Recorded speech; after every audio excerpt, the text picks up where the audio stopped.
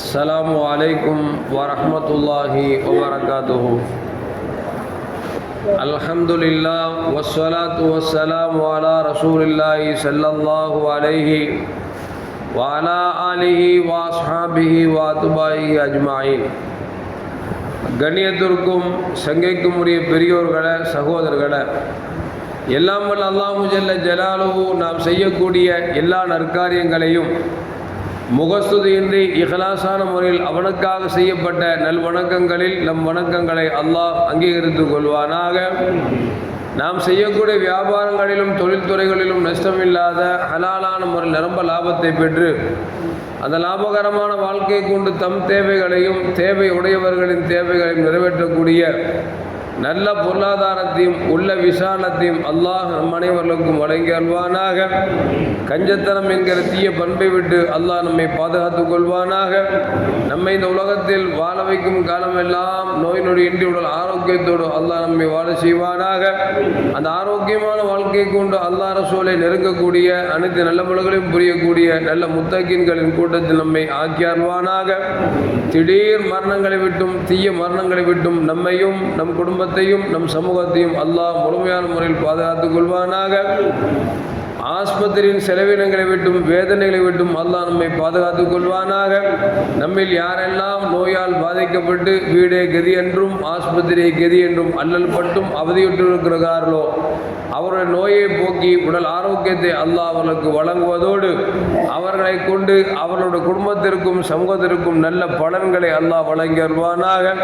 நாம் இந்த உலகத்தில் வாழ்ந்து முறைகிற நேரத்தில் லா இலாஹ இல்லல்லாஹ் முஹம்மது ரசூலுல்லாஹ் என்ற கலிமாவை மொழிந்து ஜன்னத்துல் ஃபிர்தௌஸை கண்ணால் கண்டு அகமகிழ்ந்து சிரித்த வண்ணமா மரணிக்கக்கூடிய நல்வாக்கியம் பெற்ற மக்களில் அல்லாஹ் நம்மை ஆக்கிக் கொள்வானாக. மரணித்தும் மரணிக்காத இறைநேசர்களின் கூட்டத்தில் நம்மை ஆக்கி அருள்வானாக. நாளை மறுமையிலே முத்து முஹம்மது ரசூலுல்லாஹி ஸல்லல்லாஹு அலைஹி வஸல்லம் அவர்களின் திருக்கரங்களால் ஹவுதுல் கௌசர் என்கிற தடாகத்தின் நீர் பருகி அன்னாரின் ஷஃபாத்தை பெற்று அன்னாரின் கரம் பிடித்து ஜன்னத்துல் ஃபிர்தௌஸ் என்ற உயர்ந்த சொர்க்கத்தில் அவர்கள் அருகாமையில் அமரக்கூடிய நல்பாக்கியம் பெற்ற மக்கள் அல்லாஹ் நம்மை ஆக்கிக் கொள்வானாக. எல்லாவற்றுக்கும் மேலாக இறை அன்பை பெற்று இறைவனை பார்த்து பரவசமடையக்கூடிய அனுலிக்காவையும் ரிதாவையும் பெற்ற மக்களில் அல்லாஹ் நம்மை ஆக்கிக் கொள்வானாக. அருமையான முஃமின்களே, சையதுனா அபூ ஹுரைரா ரலியல்லாஹு தஆலா அவர்கள் ஒரு செய்தியை அறிவிக்கிறார்கள். அது என்னவென்றால், கண்மணி முஹம்மது ரசூலுல்லாஹி ஸல்லல்லாஹு அலைஹி வஸல்லம் அவர்களிடத்தில் ஒரு தோழர் வந்து கேட்டார், யா ரசூலல்லாஹ், என்னுடைய பணத்தை நான் சேகரித்த செல்வத்தை ஒருவர் என்னிடத்தில் அநியாயமாக கேட்கிறார், நான் இப்பொழுது என்ன செய்ய வேண்டும் என்று கேட்டார். நபிகள் நாயகம் ஸல்லல்லாஹு அலைஹி சொன்னாங்க, லாத்தோத்தி அப்படின்னா நீ கொடுக்காதப்பா அப்படின்னாங்க. நான் கொடுக்கல, அந்த ஆள் என் செல்வத்தை கேட்டு சண்டைக்கு வர்றான், இப்போ நான் என்ன செய்யறது அப்படின்னு சஹாபி கேட்டாங்க. ரசூலுல்லாஹி ஸல்லல்லாஹு அலைஹி சொன்னாங்க, அவனோடு நீ சண்டையிடு என்றார்கள். சண்டையிடுற, நான் பலகீனமாயிட்டேன், என்கிட்ட பணம் கேட்டவும் பலமாயிட்டான், என்னை குத்தி கொண்டுட்டான் அல்ல அடித்து கொண்டுட்டான்னா இப்போ நான் எங்கே இருப்பேன் அப்படின்னாங்க. நபிகள் நாயகம் ஸல்லல்லாஹு அலைஹி சொன்னாங்க, அப்படி ஒருவன் அநியாயமாக செல்வத்தை கேட்டு நீ கொடுக்க மறுத்து உன்னிடத்தில் சண்டையிட்டு உன்னை அவன் கொலை செய்து விட்டால் உனக்கு ஷஹீதின் அந்தஸ்து உண்டு, உனக்கு சுவனம் நிச்சயம் என்பதை நபிகள் நாயகம் ஸல்லல்லாஹு அலைஹி வஸல்லம் சொல்கிறாங்க. இப்போ நம்ம பொருளை, நாம் சம்பாதித்த பொருளை நாம் விரும்பி தான தர்மம் கொடுக்கறது என்பது வேறு, அது அல்லாஹ்வுக்காக நாம் கொடுக்கிறோம். ஒருவர் அநியாயமான முறையில் மிரட்டுகிற, நீ தந்து தான் அவனும் கேட்குறான், அடாவடியாக கேட்குறான், கொடுக்கணுமா அப்படின்னா வேண்டியதில்லை, நம்ம கொடுக்க வேண்டாம் என்பெருமானா ஸல்லல்லாஹு சொல்கிறாங்க. கொடுக்கல சண்டைக்கு வர்றோம் அப்படின்னா நாம் ஐயோ சண்டைக்கு வரானே அப்படின்னு அள்ளி கொடுத்துடக்கூடாது. நம்ம போராடணும், தரமாட்டேன்டா அப்படின்னு போராடணும். ஒருவேளை சண்டையில் உச்சகட்டமாகி பணம் கேட்டவன் நம்மை கொன்றுவிட்டாலும் கூட நமக்கு ஷஹீதின் அந்தஸ்தில் மரணம் கிடைக்கிறது என்று சொன்னால் அது சாதாரணமான விஷயம் அல்ல என்பதை விளங்கிக் கொள்ள வேண்டும். இது நம்முடைய பொருளுக்கு எப்படின்னா, பொது உடைமைன்னு ஒன்று இருக்குது, பொது சொத்து. அந்த சொத்து பாதுகாப்பதும் இந்த சமூகத்தின் மீது மிகப்பெரிய அலாதியான கடமையாக இருக்கிறது.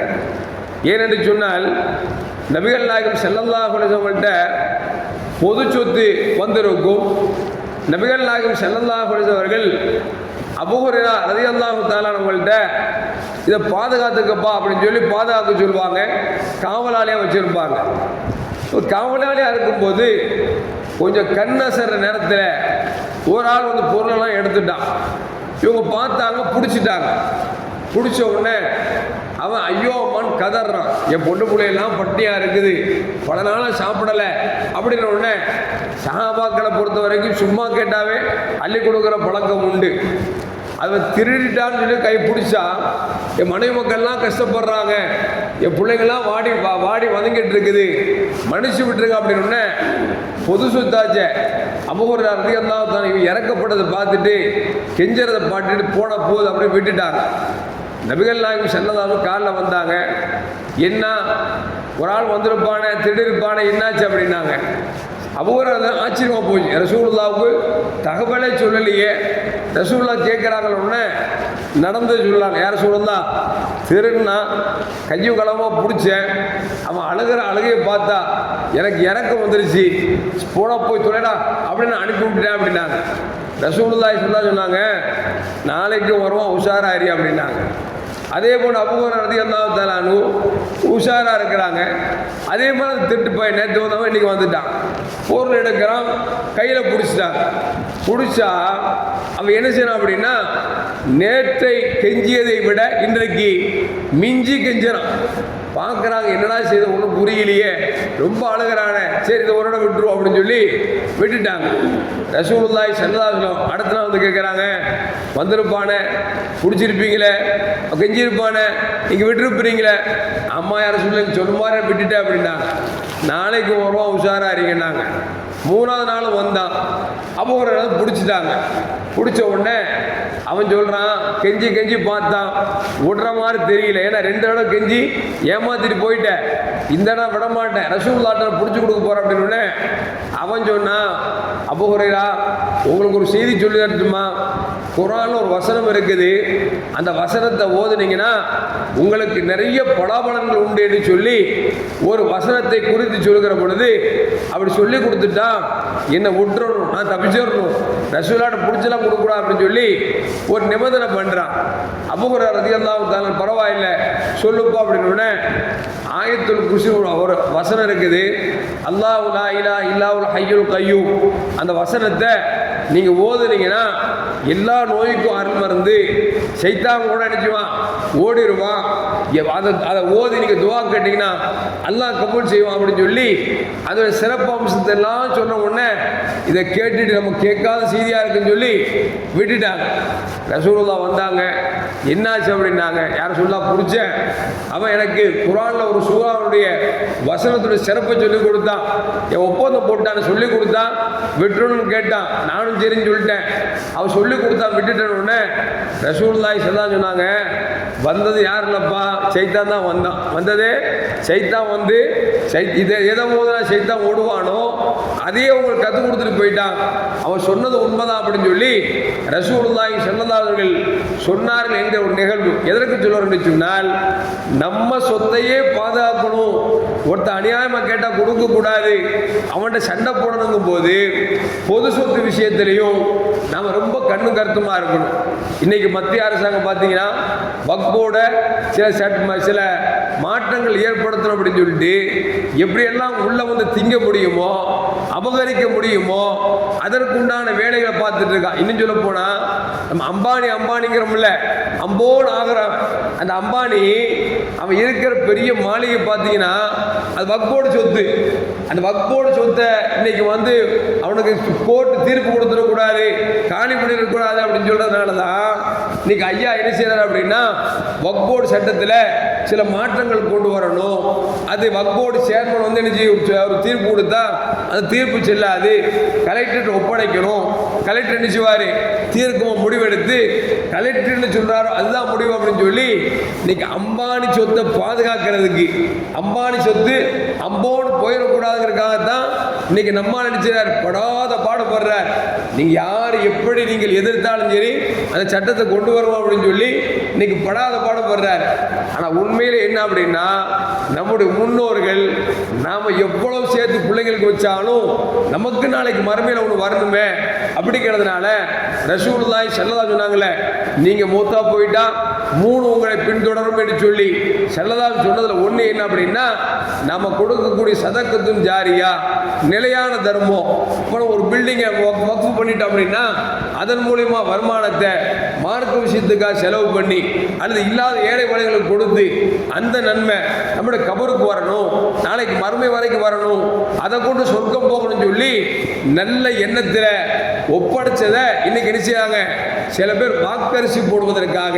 இன்னும் சொல்ல போன என்னத்தடா கொண்டு போறீங்க, கோடி கோடியா வச்சிருக்கிறீங்க, 1000 கோடி வச்சிருக்கிறீங்க, இன்னும் வேணும் வேணும் வேணுங்கிறீங்களே, கொஞ்சம் மரணத்தை யோசிச்சு பார்க்க வேணாமா? வரும்போது துணியே இல்லாம வந்த, போகும்போது ஒரே ஒரு துணியை கட்டி தான் அனுப்ப போறான், மீதி இன்னொருத்தன் சாப்பிட போறான். இன்னொருத்தன் சாப்பிட்றதுக்காக அடுத்தும் பொருளை அபகரிப்புங்கிறது எவ்வளவு ஆபத்துங்கிற கொஞ்சம் யோசிச்சு பார்க்கணும். அப்போ நம்ம வக்ஃபோடு சொத்தை வக்ஃபோடு சொத்தை அபகரிப்பதற்காகத்தான் இன்றைக்கு திட்டம் தீட்டுகிறார்களே தவிர உண்மையில் நல்ல எண்ணம் இல்லை. ஏன்னா முதல் சொல்றாங்கல்ல, வக்ஃபோடு விஷயத்துல முஸ்லிம்கள் தான் தலைவராக வரணும் அவசியம் இல்லை, எந்த மதத்தோரும் வரலாம் அப்படின்னா கொஞ்சம் நல்லா யோசிச்சு பார்க்கணும். இந்த பள்ளி வாசல்ல நம்ம ஒரு தலைவர்னா ஒரு முஸ்லீமாக இருந்தால் தான் அது ஒரு செயல்பாடு இருக்கும். அவங்களுடைய வணக்க ஸ்தலத்தை அவங்க இருந்தால் தான் சரியா இருக்கும். அவங்க வணக்க ஸ்தலத்தை நம்ம போய் உட்கார்றவோ அல்ல நம்ம வணக்க ஸ்தலத்தில் அவங்க வந்து உட்கார்ந்தா என்ன ஆகும்? பிரச்சனைக்கு மேல பிரச்சனை அதிகமாகும். இன்னும் சொல்ல போனா அவங்க வணக்க ஸ்தலத்து மேல நமக்கு பயபக்தி இருக்காது, நம்ம வணக்க ஸ்தலத்து மேல அவங்களுக்கு பயபக்தி இருக்காது. நிறைய திருடக்கூடிய சூழ்நிலை வரும். இன்னும் சொல்ல போனா அவன் கடவுள்னு சொல்றவனே, அவனே ஆதாரிக்கிறவனே என்ன செய்யறான்? கடவுளை தூக்கி வித்துறானா இல்லையா, பார்க்கறோமா இல்லையா? எத்தனை சிலைகள் காணாம போச்சு, பிடிப்பட்டது யார் அப்படிங்கிறது எல்லாரும் தெரியும். அந்த தெரிந்திருந்தாலும் கூட இந்த வக்ஃபோடு சொத்தையும் அபகரிக்க வேண்டும் என்று நினைத்துக் கொண்டு இன்றைக்கு சட்டத்தை கொண்டு வருகிறார்கள். நாம் கடுமையாக எதிர்க்க வேண்டும். எதிர்ப்பது மட்டுமல்ல, அல்லாஹ்விடத்தில் நாம் துஆ செய்ய வேண்டும். வேறு சொன்னால், முன்னோர்கள் உனக்காக அர்ப்பணித்த வக்ஃபோடு சொத்துக்களை ரப்பே நீதான் பாதுகாக்கணும் அப்படின்னு சொல்லி நாம துஆ செய்வதும் கடமையாக இருக்கிறது. எல்லாம் அல்லாஹ் ஜல்ல ஜலாலுஹு பொது உடைமைகளை பாதுகாக்கிற பொறுப்பை இறைவனே போதுமானவன். அல்லாஹ் பாதுகாத்து இது போன்ற சொத்துக்களை யாருடைய கண்கள் எல்லாம் பறிக்கிறதோ அவருடைய கண்களை அல்லாஹ் மண் வீசி நாசமாக்குவானாக.